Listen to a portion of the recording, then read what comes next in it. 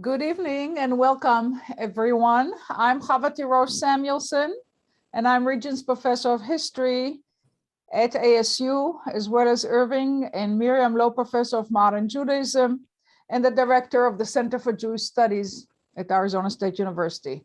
If you've been with us in previous program, or if you have not been with us, you probably should know that the Center for Jewish Studies at ASU is a hybrid of an academic program as well as a research center.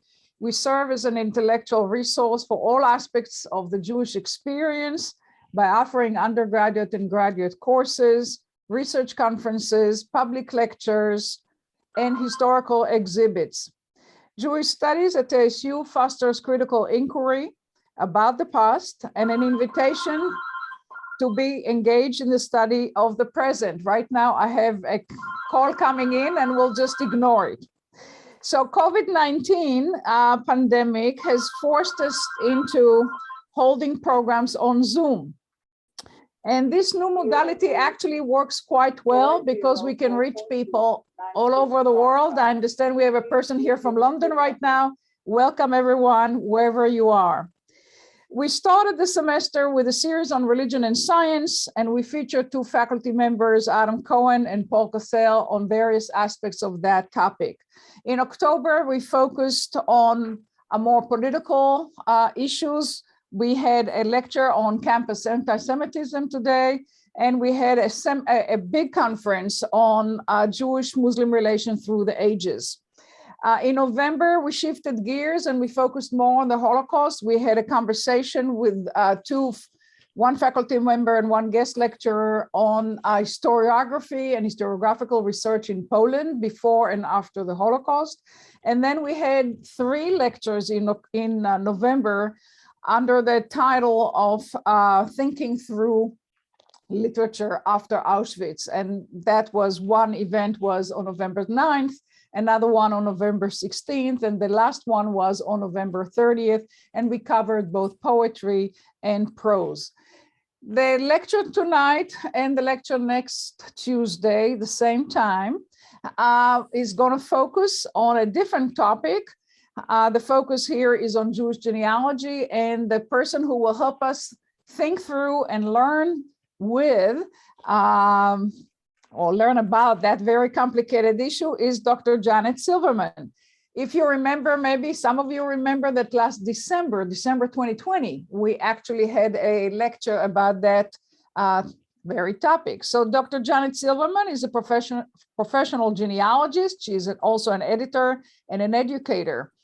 And she holds a PhD in Jewish Studies from Spertus Institute in Chicago. Her dissertation was in living memory. It's actually on the very subject of Jewish genealogy. She explored her own family's journey from Europe to the United States, and she covered the year 1880s to 1920s.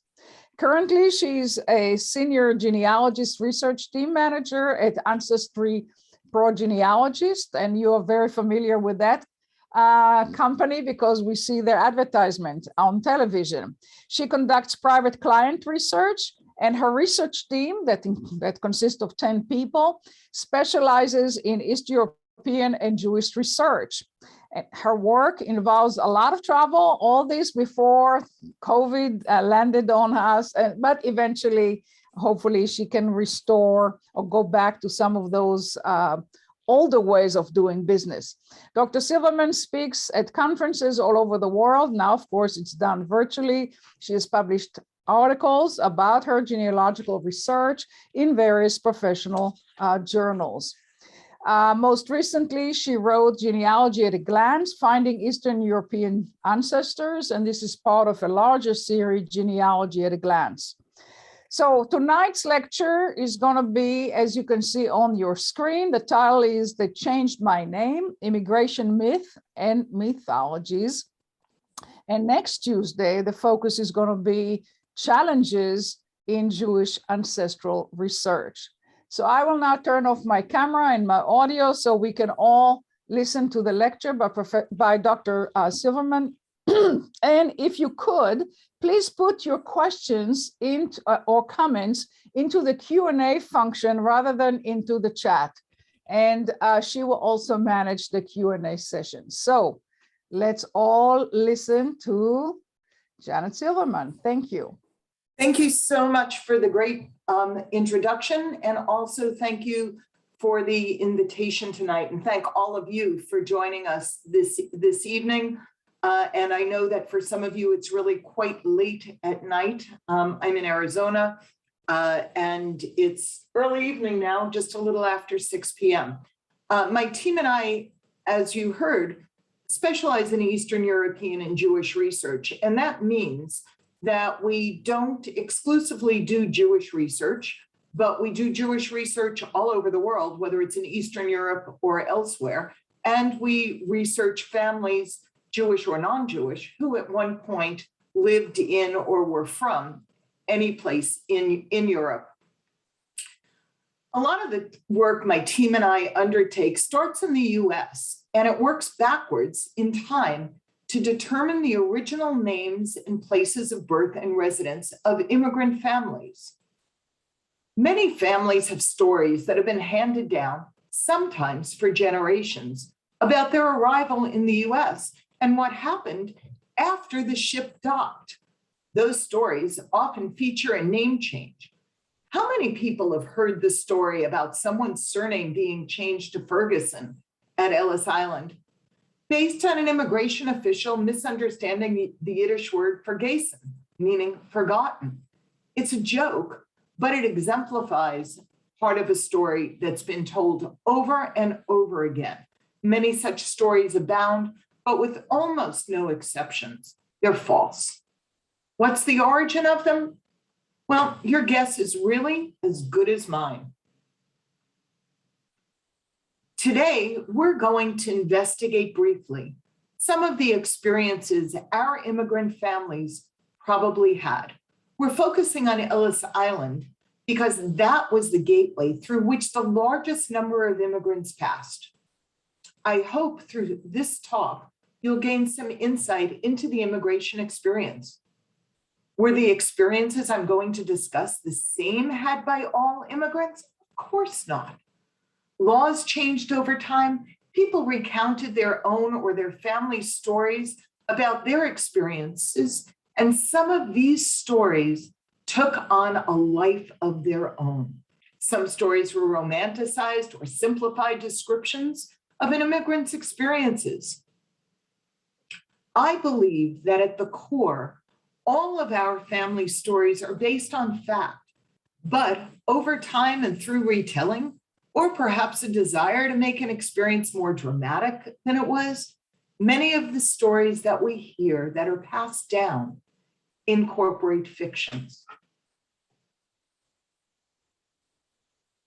With the exception of Native Americans, we in the United States are all either immigrants or descendants of immigrants.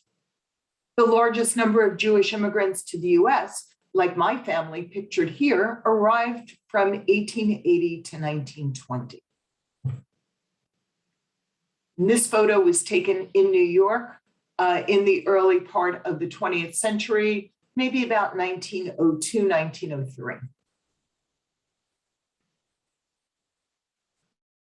Many of our family stories include some or all of what you see on your screen. Perhaps your family story says that they changed their last name at Ellis Island or the point of entry to the country that they were settling in, or that the first names of their immigrant ancestors, your immigrant ancestors, were changed at Ellis Island. Have you heard a story that says that your family left Europe with jewels, gold, silver, sewn into the hems of their, or the seams of their garments, or perhaps with a sterling silver Shabbat candlestick wrapped around their chest? Did you hear that your ancestors stowed away on the ship, or that small children were sent back on their own? Well, when I discuss stories handed down from generation to generation, I'm reminded of the game of telephone. However, I'm also reminded of published fiction and how many of our family stories sound like they come from the pages of a magazine or a book. One of my relatives told me a story that I thought sounded really familiar. I was telling my parents about it. They had never heard the story. And all of a sudden, I realized where I heard it. In a Shalom Aleichem book. I think my relative read that at some point and didn't realize what he was doing, but our family story became merged with that Shalom Aleichem story.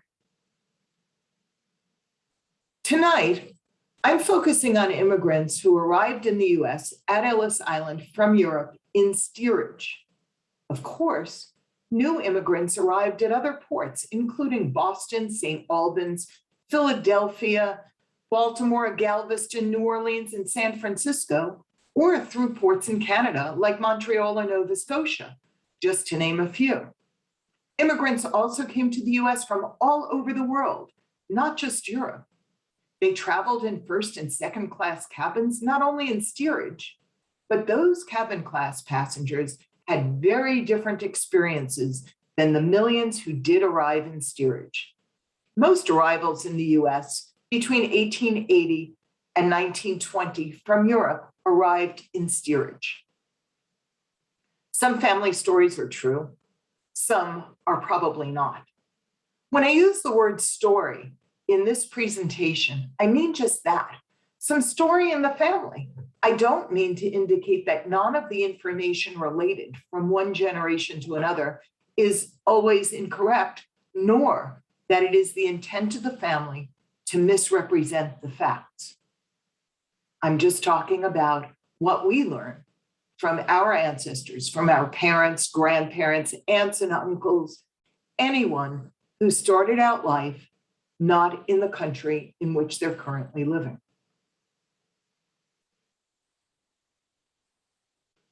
Let's first look at some of the history of what's become the largest port through which immigrants entered the US.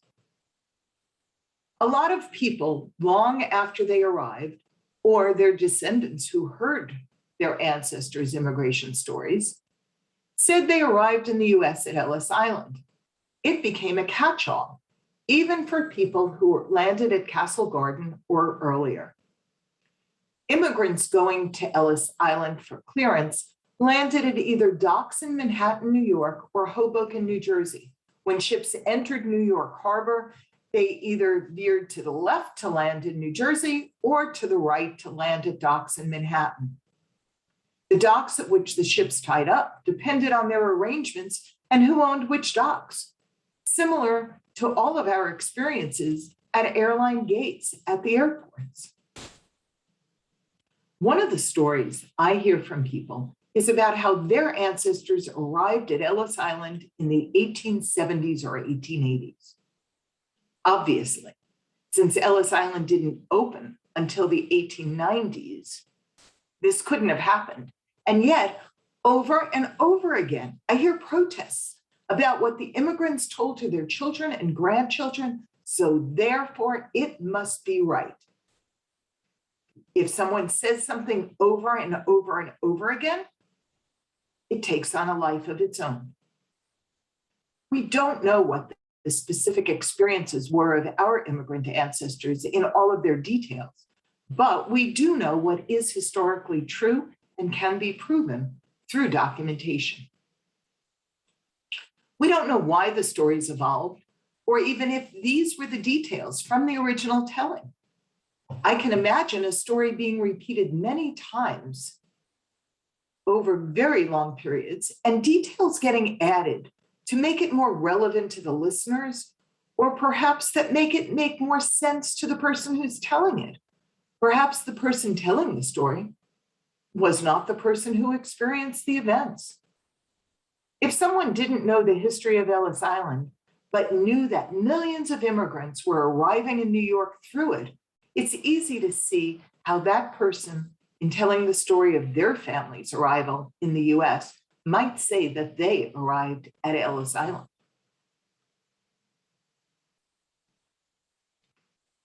As they say, a picture is worth 1,000 words. This drawing from 1880 of immigrants landing at Castle Garden, New York, gives us an idea of the hordes of immigrants and the differences in class and culture. Look at the bottom right, the man and woman in elegant attire, and then look at the rest of the crowd, including cowering women, policemen with billy clubs, and the man carrying a Torah. For the poor, unwashed masses, arriving after a voyage lasting 10 days or longer, crowded in steerage with limited toilet facilities, almost no privacy, lacking adequate food and water, their arrival must have just added to their confusion and disorientation. I doubt any of us can truly imagine what the conditions were like. The smells and noise must have been horrific. People were born and died during the voyage, and the duration of the sailing must have seemed like an eternity. In case you're wondering, the sailing from Europe to the US depended on a variety of things, depended on the year, of course. It also depended on how many ports a ship might have docked at in Europe to pick up new passengers on its way to North America. There may have been other factors. Perhaps your ancestors started out on the continent and docked in England and then got another ship from there. That added time to the voyage, certainly. Also adding time to the voyage, not part of the sea part, but part of the general voyage, was how long it might have taken our ancestors to go from their homes on continental Europe to a seaport. Most of our ancestors didn't live anywhere near the harbors that they were sailing from. Once they were on sea, it could take any place from 10 to 28 days, depending, as I said, on the stops the ship was making. So let's take a look at Ellis Island. In November of 1774, Samuel Ellis, residing at 1 Greenwich Street in Manhattan, purchased the island and built a tavern on it, hence the name Ellis Island. In 1806, Samuel Ellis Ryerson, the great-grandson of Samuel Ellis, deeded the island to John A. Berry. And then, just a couple of years later, the US gained ownership of it by condemnation procedures carried out by New York Governor Tompkins. The governor purchased the island on behalf of the state of New York from the John A. Berry family and conveyed it to the federal government at a cost of $10,000. Ellis Island itself is a very small island in New York Harbor, located in the Upper Bay, just off the New Jersey coast, within the shadow of the Statue of Liberty. It's located about 1.5 miles west of Castle Garden. And this discussion, as I've said, is going to focus on the period from 1892 to 1920, the first years of Ellis Island's operation. Now, sometimes the best laid plans have to be redone and reimagined. Can you think of the speedy response that must have taken place in order to begin to process immigrants again at Castle Garden after the fire? Or how about the short span of time from 1897 to 1900 when it was rebuilt? Can you imagine something being rebuilt today in that short a period of time? New Yorkers are still experiencing the rebuilding after Hurricane Sandy so many years ago. And I know that there's decades of rebuilding going on elsewhere in the country after devastation by hurricanes, floods, earthquakes. But in those years, perhaps things moved faster. There was less call on those people with supplies and with the skills to take care of it. Around 1905, not too long after Ellis Island was rebuilt, this would have been the site that greeted newly arrived hopeful immigrants. It looks so imposing and formal, but perhaps it looked very European to the immigrants. Perhaps to some, it looked like an overlord's property. Maybe rather than finding it imposing, some immigrants were comforted by the solidness of the brick building.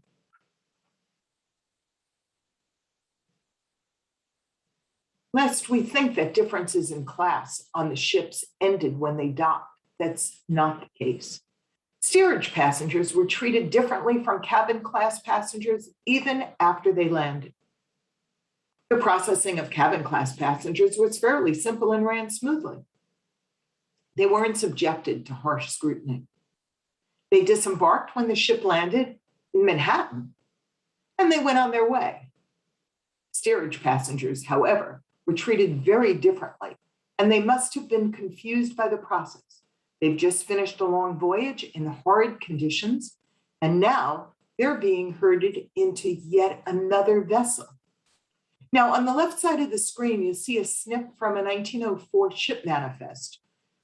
We can see that the immigrants and steerage traveling on the same ship came from a wide range of places, including Russia, Canada, Ireland, Italy, England, and Turkey. I don't know what the Canadian passenger was doing in steerage on that ship, but perhaps it was someone who had already gotten their Canadian citizenship, were returning to Europe for one reason or another, and then came back to their new home, Canada.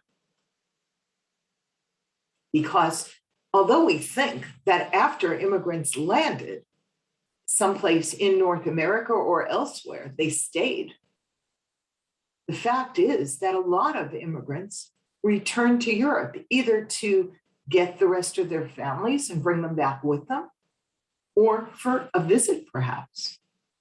My great-grandfather did just that. He came from Eastern Europe in about 1911 or so, and he returned there just a short time later, traveling in steerage, both legs of the voyage. This is a picture from the Library of Congress collection from 1911. You can see the immigrant struggling with what from his posture must have been a very heavy bag. Can you imagine traveling with all your worldly goods? We complain about trying to get a heavy carry-on in the bin overhead on an airplane. And that may have been just a fraction of what we're taking with us for a short vacation. Most of us wouldn't imagine moving without taking all or most of our furniture, household goods, personal items, generally filling a moving van. Our immigrant ancestors could only take what they could carry. Most of our ancestors traveled long distances in Europe, carrying all these goods in order to reach the harbor from which they would leave. It sounds more like a nightmare than an adventure to me. But for our ancestors, this was the biggest adventure of their lives. They were going to start somewhere new. They had imagined leaving, and they were. And at that point, when they left, they probably had no clear picture of where they were going or what they were going to find when they got there. These are some of the laws and the processes that the steerage passengers were subjected to. There was, of course, nothing to stop an immigrant from trading identification with someone else, or in fact, using someone else's ticket for the voyage. I've done research on people who traveled with a sibling's name, and only if it was documented, somehow could it be proven that that really wasn't that immigrant's identity. One person's naturalization documentation clearly had the name she was known by after immigration and the name under which she traveled. Her sister, who arrived 5 years later, also naturalized.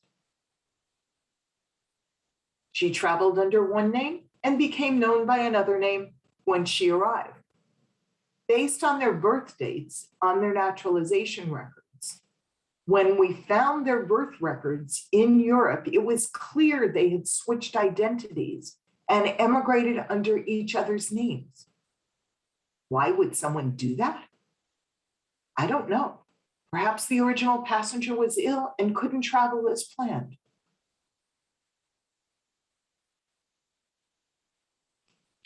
On May 4th, 1893, notification was sent to consular officers of the United States, medical officers of the United States serving in foreign ports, and others. There were instructions of how baggage brought by steerage passengers was to be inspected and, get this, disinfected.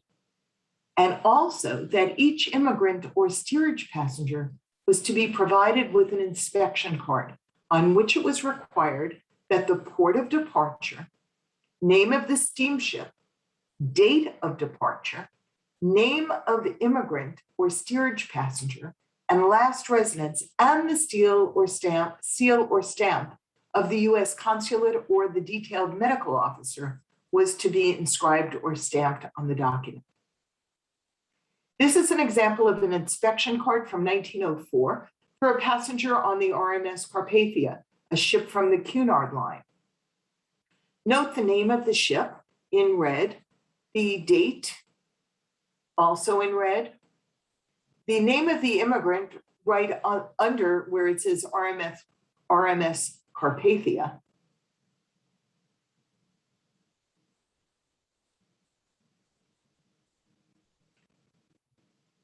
The last residence of the passenger, and the ship page number. You can see under that purplish stamp, you can see the number 12. That's the page number of the manifest. It also might be referred to as a list number, not a page number. The inspection card has to be retained by the immigrant until he reaches his point of destination in the US, and is for the purpose of giving information to the maritime quarantine officers of the US and the health officers of the several states through whose boundaries the immigrant must pass in order to greatly facilitate his transportation. That's a quote. This is an immigrant inspection card from 1910 for a passenger on the Lusitania, also on the Cunard Line. And again, you can see the passenger, the date of departure, the name of the ship, both in red. On this, there's a contract ticket number up on the right side of the page, the name of the immigrant, and inspection stamps in Liverpool.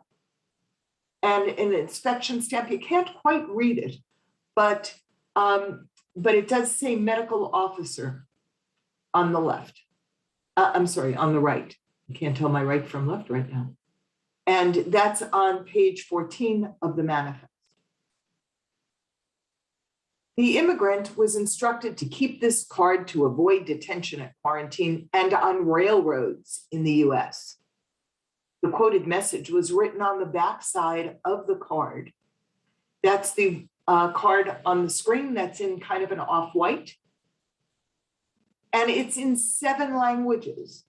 On this back side of the card, you'll also note all the way on the right, the proof of smallpox vaccination. Very important.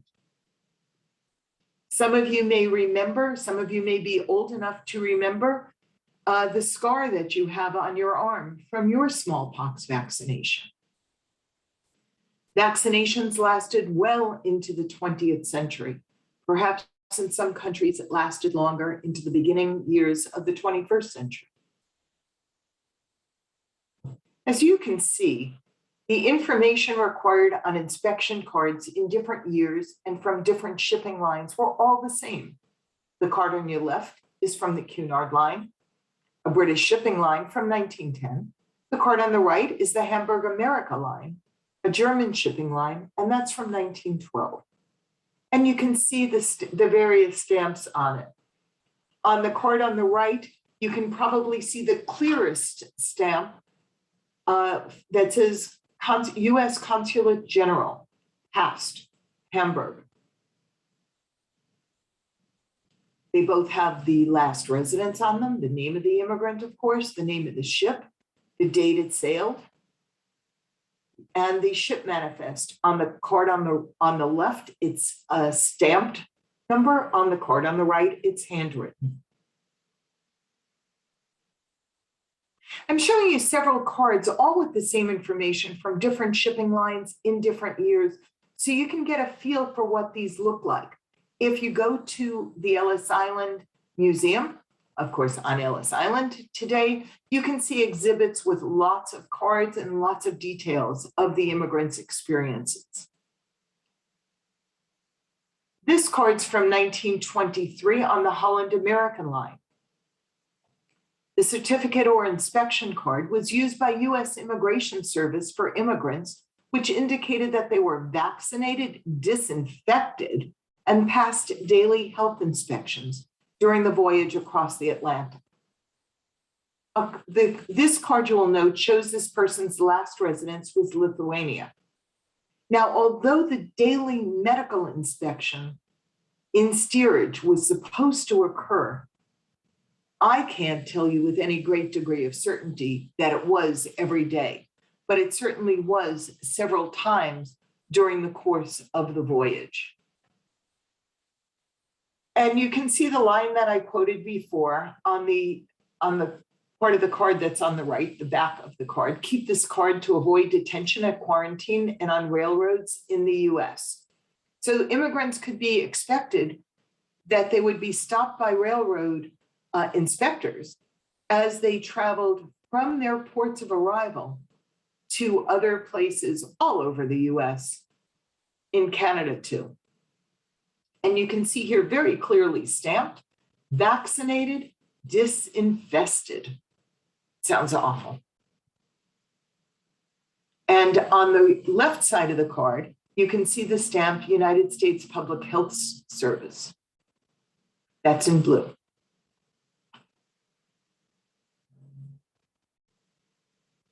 This is the front and back of another card, an identification card, to be worn on the outer garment of the passenger. The front identified the page and line number on which a passenger could be found on the manifest.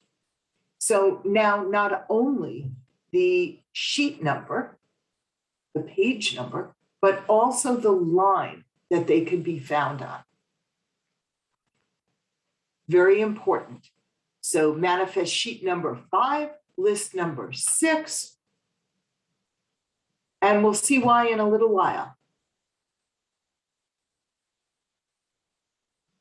It also has the passenger's destination. If you take a look at the bottom of the card that has that big 5 and 6 on it, you'll see that Barbara was going in care of her son, John, to 264 North Chicago Street in Kenosha.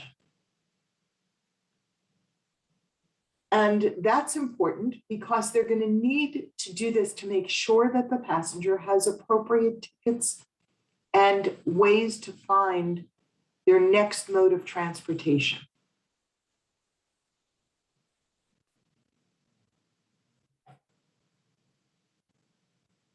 The back of the card's got instructions in 10 languages. And in English, at the top, it says, when landing in New York, this card to be attached to the coat or dress of the passenger in a prominent position.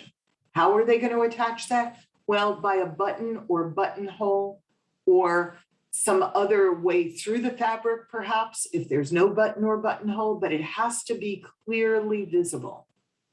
It was the identification card belonging to the woman whose inspection card we just looked at in this previous slide.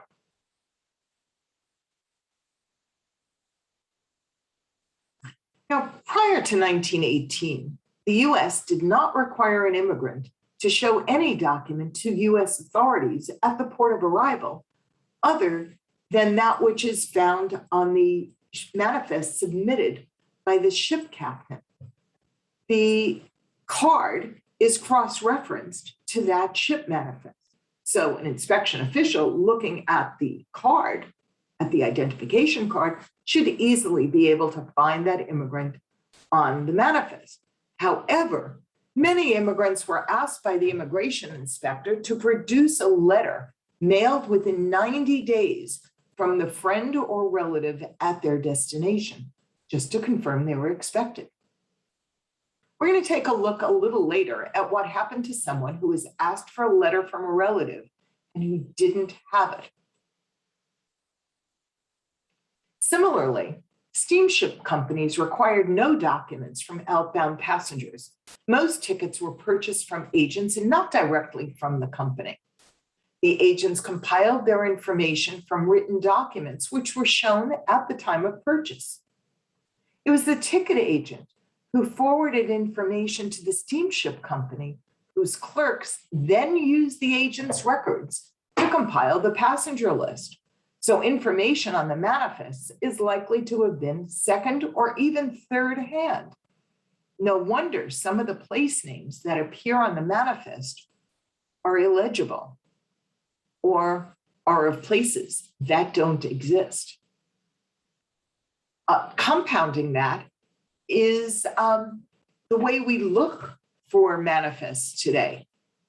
We don't generally go looking through microfilms or books of ship manifests page by page, but we look for them based on information that we might find online in an index. Indexes are made by or created by information provided by someone who transcribed the information on the manifest. So somebody's sitting there with a copy of the manifest and they're typing information on a computer into a spreadsheet or some other form that then winds up providing the information for the index. Well, what if the transcriber can't read the information that's on the manifest? You look at the manifest on your computer screen and you say, how could somebody not have read that easily? Well, often when these original indexes were being created, when the ship manifests were originally transcribed, the transcribers weren't looking at that information on a computer screen. They were looking at a Xerox copy of the information. And perhaps that Xerox wasn't really clear. The other day I was looking at something that said somebody's native language was Swedish. Well, they were Jews. They came from Galicia. And I was pretty sure that they didn't speak Swedish. When I looked at the actual manifest, I saw the word Yiddish scrawled in there, and the transcriber may not have been familiar with that or didn't see it clearly because of the copy of the manifest he or she was looking at and thought it said Swedish. Go figure. So look at the original document whenever possible. Now, some tickets were prepaid. In the case of prepaid tickets in the US, the immigrant's information came from the purchaser, not the immigrant himself. So a husband, brother, cousin, friend in Baltimore, Philadelphia, New York, or some other US city paid for a ticket and provided information about the person who was going to be sailing. The immigrant just collected the ticket before departing. When the immigrant disembarked from the barge or ferry at Ellis Island, there were long lines on which to wait. As the immigrant approached the immigration official, the identification card, as I said, was looked at, and the passenger's name was located on the manifest. It didn't matter whether the official could pronounce the name or not. Also, since the officials knew which ships had landed and the languages the immigrants spoke, translators were on hand to make sure that questions and answers were understood clearly. Foreign exit documents varied widely by country. For example, Russia required male immigrants to obtain an exit permit before they could leave. To get one, they had to have completed their required military service. The Russian government also had an understanding, if not a formal agreement, with the railroads and shipping companies not to sell tickets to anyone who could not produce an exit permit showing military service. Perhaps this is the genesis of the common story of young men who bought or otherwise obtained someone else's military papers to get an exit permit or to avoid conscription. Once they did that, they had to buy the ticket under the assumed name. Thus, the US manifest would appear with that name. Unfortunately for us genealogists, when this person got off the boat, they may have become their old selves again. That is, taken back their own names. In other words, without other information, there's no way to know whether the name on a manifest was the actual name or a purchase name. And if it was different from the name used after immigration, the original name or one that was simply adopted. The flip side is that if a person kept the name under which they traveled, identifying that person in documents from the old country may be absolutely impossible. For example, say Stefan Mikulski from Warsaw, Poland arrives in the US. Documentation like a marriage record may have his parents as Pavel and Magdalena Sampan. Since there's no surname for the father on the marriage record, as there often isn't, it's assumed that his surname and the groom's surname are the same. But in Warsaw, there's no Stefan Mikulski whose parents' names match these. There's a Stefan Mikulski living there, but he's got totally different parents. There's also a Magdalena Sampan with a husband, Pavel, but no child named Stefan. There's another son born about the same time as his Stefan, but how do you prove this was the ancestor? Well, one way would be to see who else is associated with Stefan in the US. Who were the witnesses on his marriage record? Does the surname of Pavel or Magdalena match any of these or anyone living close by? It may not be possible to resolve this unless there's a physical description of the real Stefan and of Pavel and Magdalena's son. You can try tracing their son and see if he disappears at the same time Stefan arrived in the US. And you can also try tracing the real Stefan and see if you can find him in Eastern Europe after his alleged immigration. Sneaking out? One can see how the exit permit requirement led to some illegal immigration. This was made much easier by ticket agents in Germany and others in Marseille who established smuggling routes out of Russia. Once outside Russia, immigrants could buy tickets without the permit, since the requirement only applied to tickets purchased in Russia. Given the whole scheme, one can only imagine the information, fact or fiction, that the immigrant provided to a ticket agent. These smuggling schemes not only evaded the exit permit requirements, but also other European, mainly German, entry or exit regulations involving medical checks, fees, and so forth. In other words, ticket agents worked as hard to get clients into Germany and other countries as they did to get people out of Russia. Now, dependent women and children obviously weren't subject to the military service requirements, so for them, an exit permit wasn't a big deal. They needed only ticket money and someone to receive them. They were the perfect candidates for a prepaid ticket. How empowering it must have been for some immigrants to know that they could disappear and recreate themselves on their arrival. I've researched a number of families where we've discovered that a sibling took a ticket not in their own name, such as the one I described earlier. They arrived in the US under someone else's name and didn't decide to reclaim their original name until the sibling arrived. As you can imagine, this causes amazing confusion in research. How about when a person on arrival reclaims their original name or adopts another newer name and never discloses the previous name? There's no evidence they arrived. This may be the origin of a lot of those stowaway stories.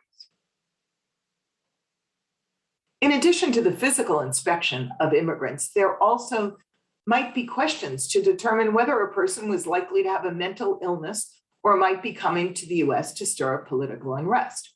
One of the questions had to do with whether a person was an anarchist or ever participated in a plot to overthrow a government. Now, I don't know about you guys, but if somebody says to me, "Are you an anarchist?" Even if I was, am I going to tell them? I wonder how many people gave false answers. In 1906, an immigrant named Simcha Moldavsky, or Sam as he became known in the US, arrived. He's on this page 11 of the manifest, and he's on line 27. And that's 4 lines from the bottom. Probably can't read his name very easily. This is just one page from an arrival passenger manifest on a ship that was part of the Hamburg America line. The manifest was filled out by officials before the ship left Europe. Now, if the ship had stops in several European ports on its way to North America, passengers who boarded at each stop were on separate pages. So this particular page of the manifest, you can see at the top, sailing from Hamburg. When it stopped elsewhere, that's what those ports were, what it said on the top of the page. Another version of the manifest was one created by the shipping company. That's a departure manifest, and for the most part, those were kept by shipping companies, unlike the US arrival manifests, many of which have been digitized. Departure manifests have really not been to a great extent. The Hamburg shipping lines have been, the Red Line, and there's a couple of other shipping lines that have also been digitized. Not all of those are held in central locations, such as in an ancestry database. They might be in a museum in the country from which that ship was licensed. Minsa Moldavsky, that would be Sam's wife, landed in New York with her children, Maida, Etel, Bela, and Yankel, in December 1910. And Bela is not Bela. Bela is really Beryl, maybe Berla, but certainly not Bela. How do I know that? It's my grandfather. He was probably dressed as small children would be, but he was 4 years old, but perhaps he was wearing what we might call a dress. And perhaps they entered his name wrong, but they've entered him as female here, 5 years old, female. He was in reality about 4 years old and male. Their husband and father, Simcha, Sam, had landed in June 1906, 4 years earlier. Minsa and her children were held for special inquiry after Yankel was diagnosed with Favis, a scalp disease. Minsa and the 3 other children were admitted to the US on January 6th, and Yankel was sent back to Europe on January 10th alone. He was 14 years old. How do I know this? Because there's notes on this page of the manifest. This, unlike the other page that we saw, let me go back here. This is a page of the manifest. This is an arrival manifest. This page is, as it says, record of aliens held for special inquiry. On other ships, it might say detained aliens. So on the top, I can see where it says when they were allowed to depart the ship. And I can see that it says that he was sent back to Europe. What happened to him after he was sent back? I don't exactly know, but he ultimately arrived in the US because he married, shows up on all kinds of US documentation, and had several children in the US.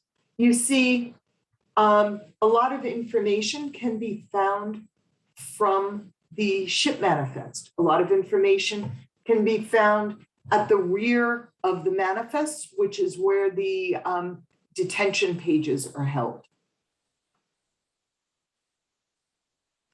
Current immigration laws are not the only restrictive and discriminatory laws.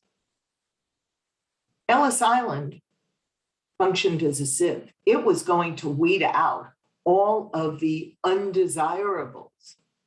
Who are undesirables? Well, undesirables might be people who are likely to become public charges, but they also might be anyone of a nationality that was not determined at that point in time to be a desirable immigrant. Sometimes it was Italian, sometimes Jews, sometimes Irish, sometimes Chinese. US government made a decision about who was allowed in and who was not. Women and children are going to be held for an adult male to meet them. So on a lot of those detention pages, you're going to see women and children, you're going to see somebody's name there, generally the name of a man who they're being released to. On the arrival page of the manifest, there might be a column, depending on the year that they arrive, of who their destination is. And perhaps that person didn't show up to pick them up. So they're going to wait until somebody does. The process that immigrants went through was chaotic, but it was also organized. There were many officials on site for every ship that landed with immigrants to do all kinds of inspections. In addition to mental and physical health, they tried to determine, as I said earlier, whether someone was likely to try to overthrow the government. Among the many questions asked, of course, was whether that person was an anarchist. They also wanted to avoid admitting people likely to become public charges. Sometimes a note on a detention page will identify someone as LPC, likely public charge. And you can see that legislation is constantly being passed. Now, this $100 fine for every excluded passenger was intended to discourage steamship companies from transporting ill, disabled, or impoverished passengers. And the shipping lines figured a way around that for their own protection. Some of those shipping companies purchased or leased space from hotels to keep potential immigrants isolated prior to their sailing in order to avoid the fine for sending passengers back to Europe. Shipping companies, often as part of a package, arranged for railroad transportation to the ships. Not all passengers travel directly from continental Europe to the US. Some passengers purchased tickets that required them to change ships in England. In England, shipping lines and transportation companies contracted to bring arriving passengers across England by trains, by railroad, and by other carriers to the ship they would take to cross the Atlantic. Tickets requiring a change of ship might have been less expensive than a nonstop voyage. Some immigrants wound up staying for days, weeks, or even years in the country at which their ship first stopped. Not all immigrants purchased a ticket in advance for the second leg of their journey, and they may have remained for a while to work and earn funds to complete the voyage. Sometimes they never left their stopping point, but stayed, worked, and raised a family.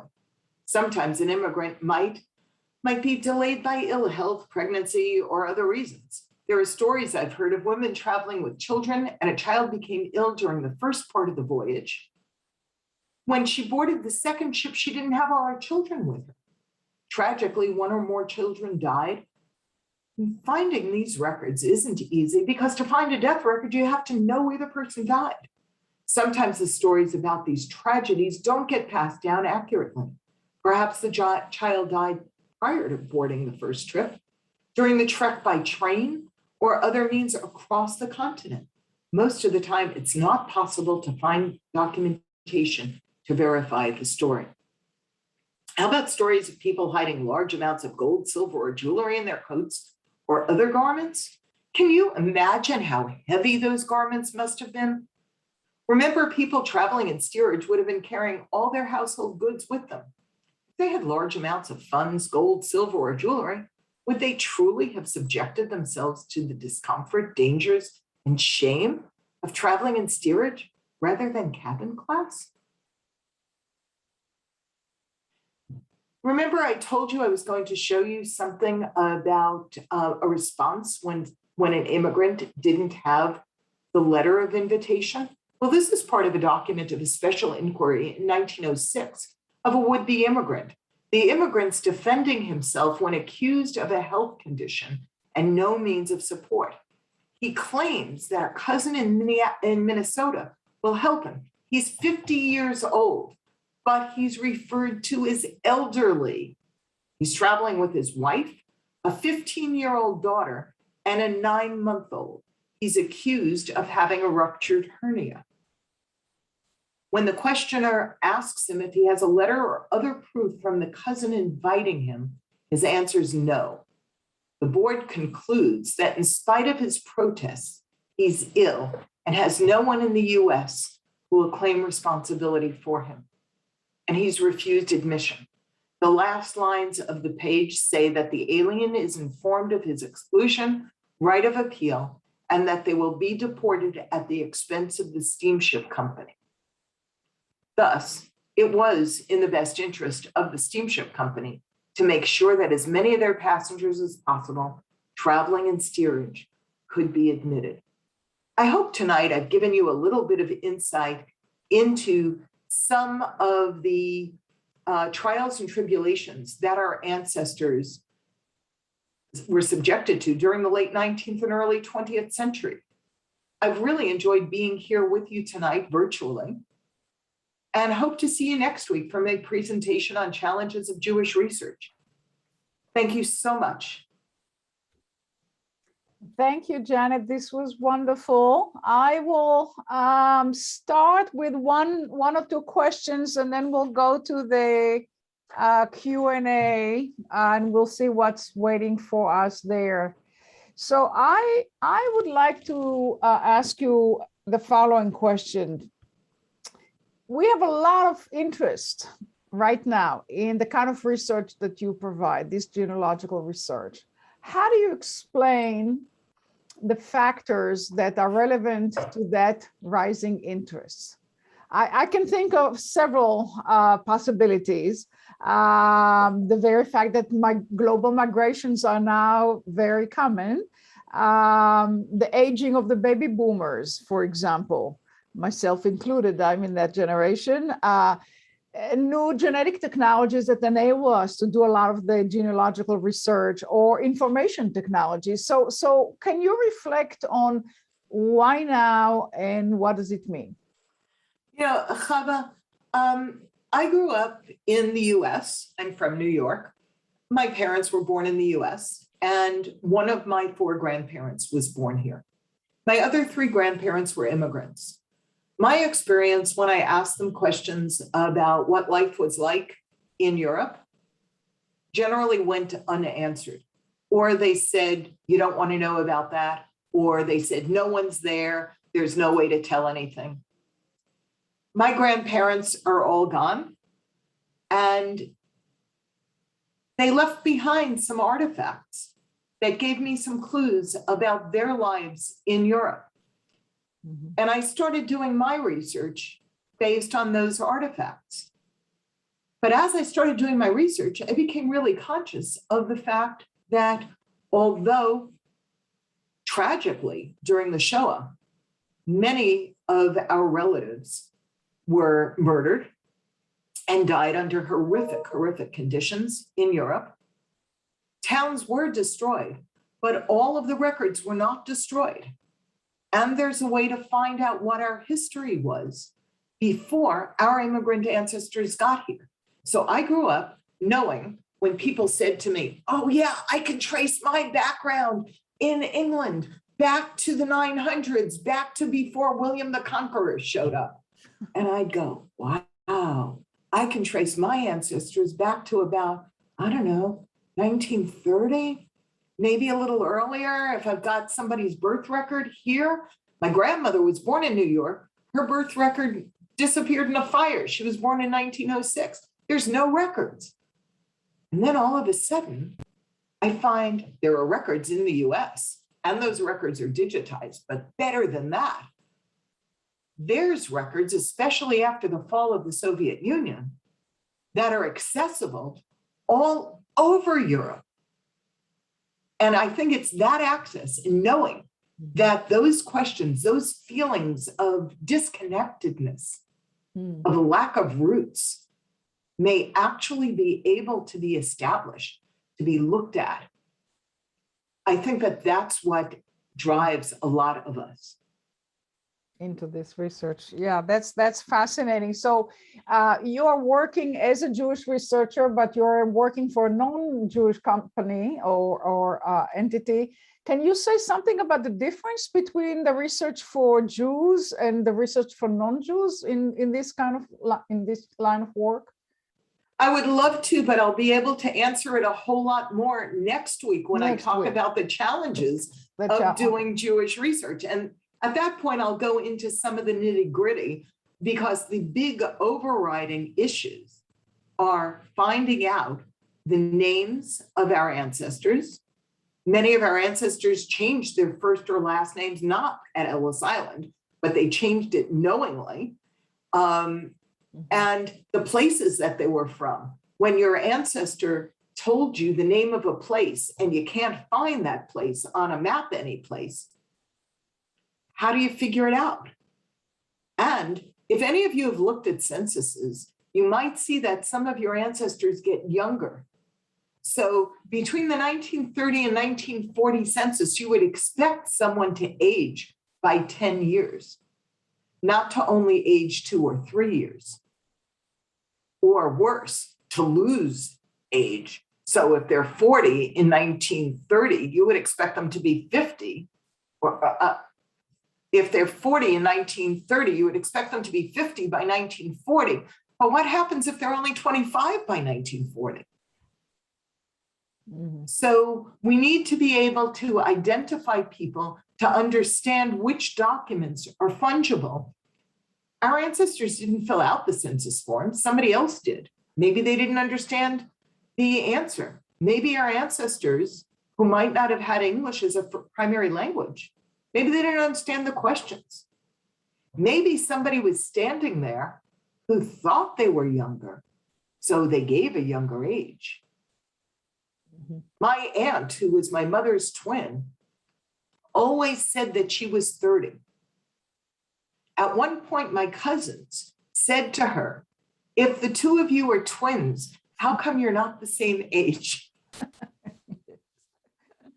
That's perfect. Okay, let's go to some of the questions in the Q&A. Can you look at them and see? Yep, I can.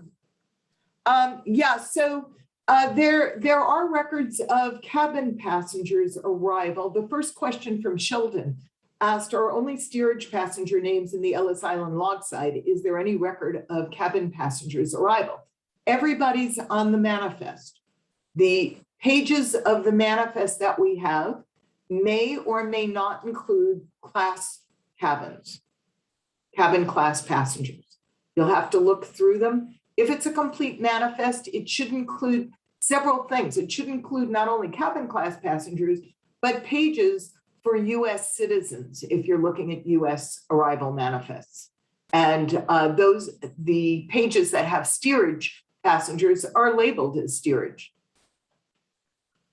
The large M, I'm not sure, Rochelle, because I don't know which page it was that had that. It was on the identity card. It was on the identity card. Again, I'd have to look. Hang on a second. Let me just, I've got those open in another screen. Let me see if I can find. Like around the time where you were showing Lithuania, the woman from Lithuania. Yeah, so there's various large numbers on them, and it says something passed at inspection port of, and then it's stamped with a number or a letter. Some of them, the M is handwritten, I'm not quite sure. Passed at quarantine port of, so it's gotta be referring to that, because all of these numbers and letters, some of them are stamps, some handwritten, are all in that box. Yeah. So it's likely a way to be tracking that. Deborah asked, my grandparents arrived here in 1885 to 87. I don't know the exact year or from where they sailed or the name of the ship. Is there any hope of finding that information anywhere? Yeah, but you need to have a lot of time. So if you know the port they arrived in, you can go to stevemorse.org and look up ship lists and look at Castle Garden. If they arrived elsewhere, he's got ship lists from Baltimore and Philadelphia and perhaps some other places. You want to look at ship lists. So you want to put arrival year and you want to put that range. And you'll probably have hundreds of ships arriving, and you will have to look through each page of those manifests by hand, unless on a website like ancestry.com, you can find them, that arrival passenger indexed. Those are the only two ways I know of to find them, either hoping that somebody's indexed in a way that you can find them, or that you look through page by page of every manifest from every ship that arrived during that period. Can you spell the name of that website? Yeah, and I can probably do better than that. I will share my screen with you momentarily while I go to that website. So let me go share my screen again. And okay, so this is stevemorse.org. I think you can see that now. Yeah. Yeah. Okay, and you see at the top, it says Ellis Island and Castle Garden. You can see I've been to the Ellis Island ship list many times.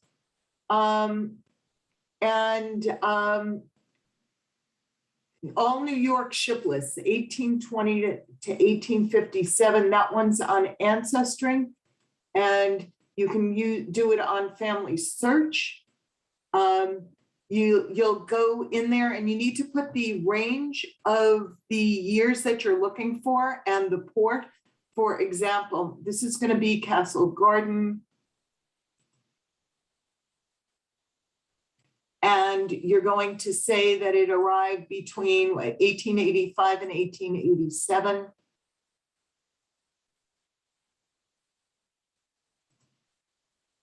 And 1887. You don't know where it came from. You don't know the name. You don't know anything else. And you're going to hit search. And hopefully it's going to come up with something. There were some issues with the website. Yes. So look at 4,813 ships arrived during that 2-year period or 3-year period. Good luck. You know, in the days before these manifests were indexed, that was how I did my research, page by page of a ship manifest. You may still need to do that if the passenger's name isn't found in an index. And sometimes it's not because the name's very difficult to read. Sometimes also the page in the manifest that that passenger was on may have been damaged. So you may not find them. You also may not be able to find the passenger because you may not know the name under which that passenger sailed.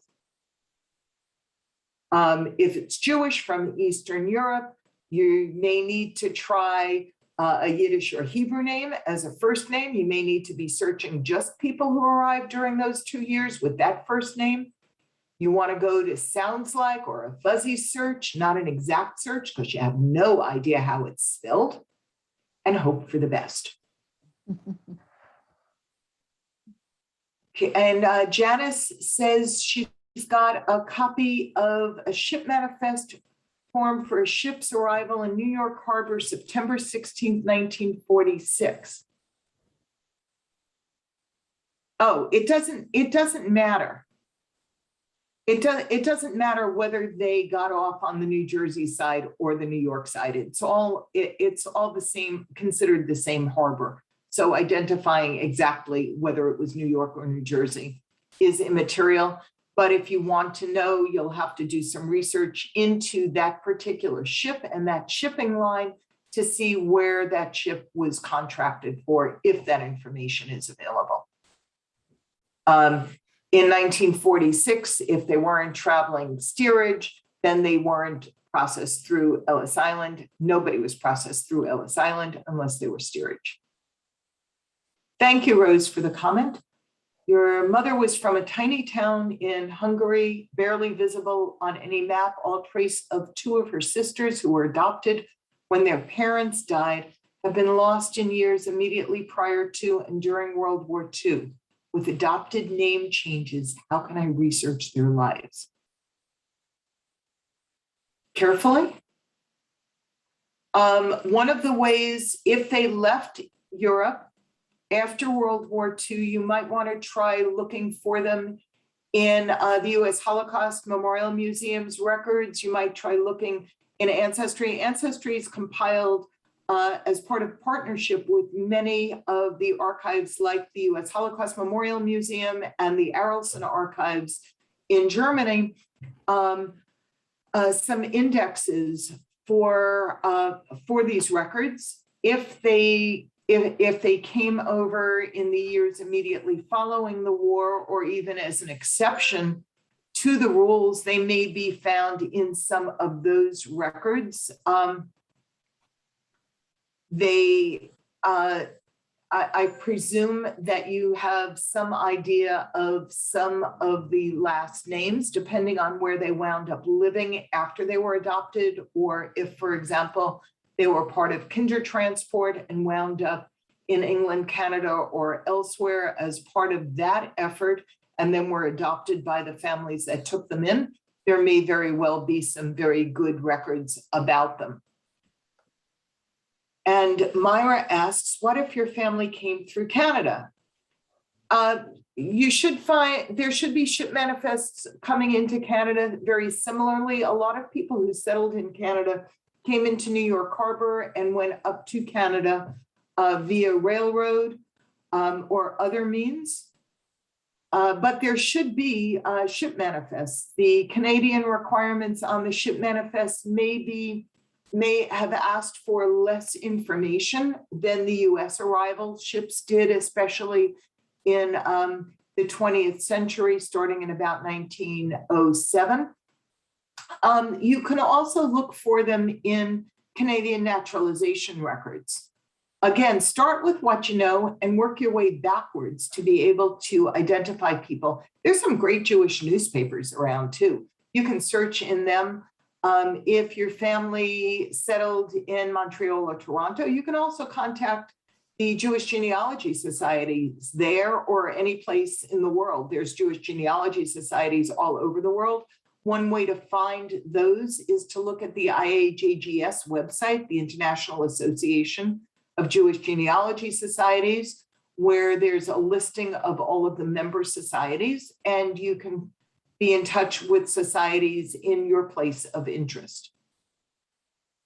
And Joel said your grandfather was in the Tsarist Russian army in 1905. Are there Russian military records from that time?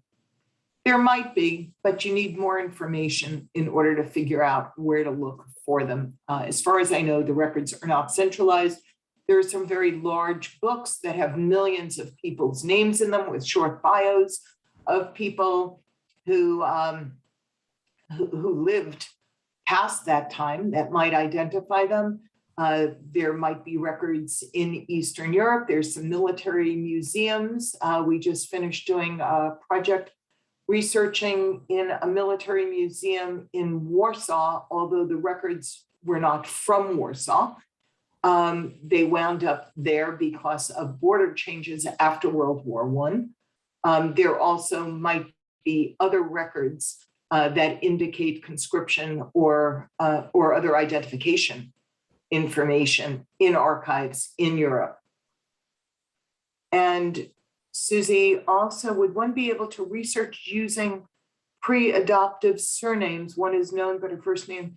Yeah, it depends. It's going to depend on where your family was. Remember, all of those records in Europe are handwritten in either a local language or the language of the ruling body. For example, in what's now in Ukraine, but was previously in Galicia, the Galiciana records are probably going to be in German, which was the official language of the Austrian Empire, which was where Galicia was, or they might be in Polish. because that part of what's now Ukraine wound up in Poland after World War I, or they might be in Russian if the family lived in the part of Ukraine that was previously in the Russian Empire.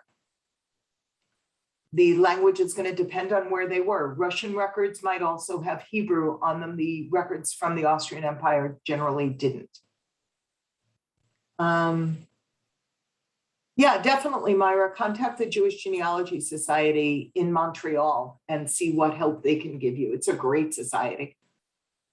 And also contact local historical societies. You can never tell where records are going to be. If the area in the US or Canada that you're interested in, or Australia, New Zealand, South Africa, England, or any place else has a Jewish newspaper, there might be an account of your family in that Jewish newspaper. And that's the end of the questions that were submitted through the Q&A. Yes, well, thank you so much. I think that this was very enlightening, and I think that what we get is a kind of a dual challenge here. We have the challenge that the immigrants themselves had to face and overcome. And then we have the challenges that you are exploring as a researcher, and how to really get into the right information and how to tell a story that makes sense, that will also be as close as possible to the truth. So in order to explore all those challenges, we are going to meet here exactly a week from today. So next Tuesday at 6 o'clock, again, Arizona time. We hope you can join us to a second lecture by Dr. Janette Silverman, and we can explore other issues that maybe we haven't touched so far. So with that, I'm going to say good evening to all of you, or wherever you are. It may be not just an evening, but deep into the night. Enjoy yourself, and hopefully we'll see you next week. Thank you very much.